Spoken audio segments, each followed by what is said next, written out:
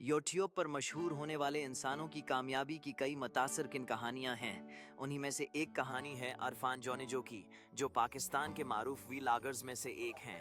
अरफान ने अपना YouTube channel 2017 में शुरू किया। शुरू में उनके पास न महंगा कैमरा था, न बड़ी टीम, मगर उनकी वीडियोस में खलूस, क्रिएटिविटी और कहानी सुनाने का अंदाज इतना मुनफरिद था कि लोगों ने उनको तेजी से सराहना शुरू किया।